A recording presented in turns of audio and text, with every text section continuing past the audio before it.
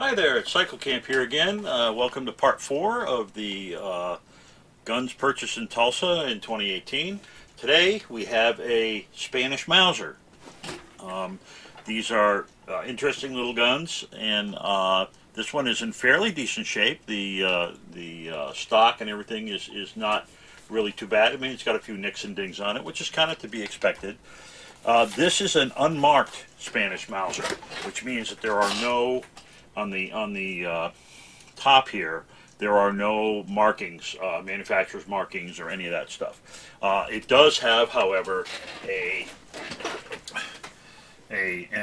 set of import stamps. Let me turn it around so that the camera can read them properly.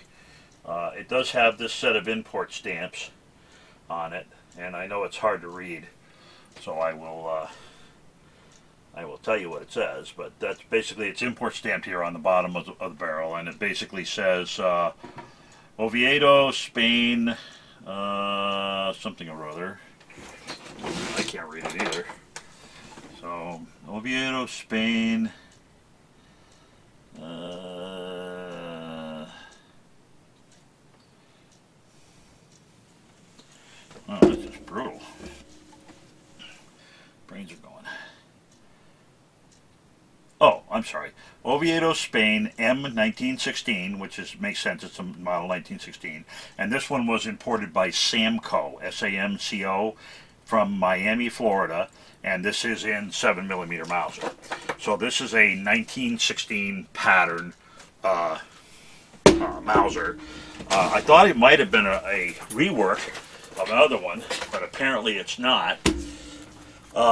Basically, and it also has some kind of a mark on the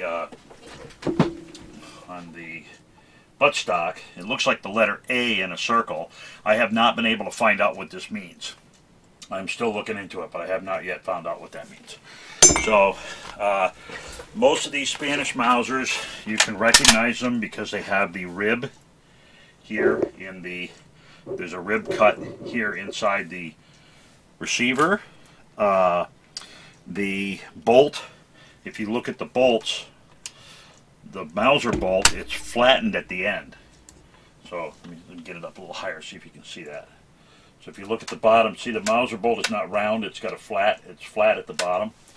So that's pretty interesting. The serial number pattern, the serial number on this is Y3808, and that matches the pattern for a standard Mauser. The barrel length is somewhere between 21 and 22 inches. I don't have one that can actually go down the barrel. You're supposed to measure these to the bolt face, but my best estimate is sometime between 21 and 22. So it's probably not a model 1893. It does have the bent bolt as well. So the bolt handle on this is bent down the gun instead of being straight out, and that would have been a characteristic of an 1893, and also an 1893 rework would have had a 29-inch barrel. So it's also got the thumb cut in the receiver wall, this thumb cut, and that thumb cut is so that when you put a stripper clip in and you're pushing the rounds down, this gives you a little more room to get them into the receiver. It has the oval gas escape hole here on the side, on the left side. It's got the oval hole for that's the emergency in case your cartridge ruptures or something like that. So anyway, so this probably was made as a 1916 and probably wasn't converted from something else. Now, it's in pretty good shape. It does have, oh, and it also has the tangent sights. So tangent sights is and it's the large tangent sight, not the carbine tangent sight. You know, with the little roller coaster there. So so this is probably a straight 1916. The only thing wrong with it that I can figure out is on the tangent sight, the ladder on this adjuster on the tangent sight is missing. It has the spring. It has a spring, but it is missing the plunger that goes across to grab the other side of that. So that, as far as I can tell, that was the only thing wrong with it. And in fact, I've already purchased a replacement sight, and we're going to put it on right now, as soon as I get through messing up my camera. So basically, all we have to do, there's a pin. Oops, wait a minute. I forgot. I didn't tighten up my camera thing well enough here. There we go. How's that? Yeah, we can see that. Okay. So there's a pin here in the front of the sight where it pivots, and we just drive the pin out. Not too hard to do. I will admit that I cheated. I did double check it to see if it was going to work. Now hold your hand over this when you let it go, when you pull it out, because there is a spring under here. Don't just flying off. And then we'll go to our mailbox, and our good old pals at Gun Parts Corporation, or NUMRIC, depending on how you call them, sent us a replacement, nice replacement sight leaf. So, and it's, you know, basically it looks exactly the same. It's in a little bit better shape. You know, I figured rather than buy the squeezer, I just get the whole thing. Now I could just take this ramp out and put it on the other one, but it doesn't look to me like there's that much of a difference between them, so I'm just going to go ahead and put the new one on there. Now, of course, everybody knows taking stuff off is easy, putting stuff back on is hard. So let's take a look and see how bad this is going to be to get this back on here. Since we have to fight the spring, we have to fight the spring on the way back.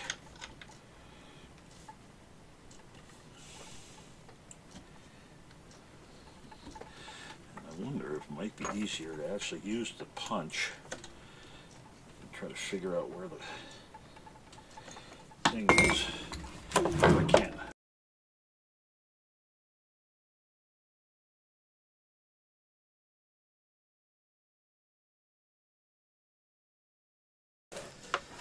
And that'll actually probably work a little better, because it'll give me a chance to see through the hole. Alright, here we go. Let's try this again. I apologize, you're not going to be able to see this, but yeah, that's life.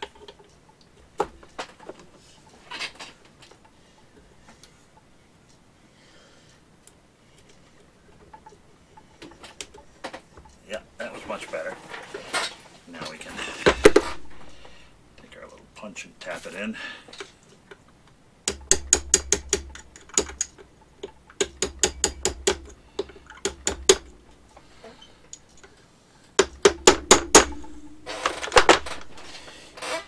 And of course now we have to be able to see what's going on the other side, so we can, it's not piloted all the way.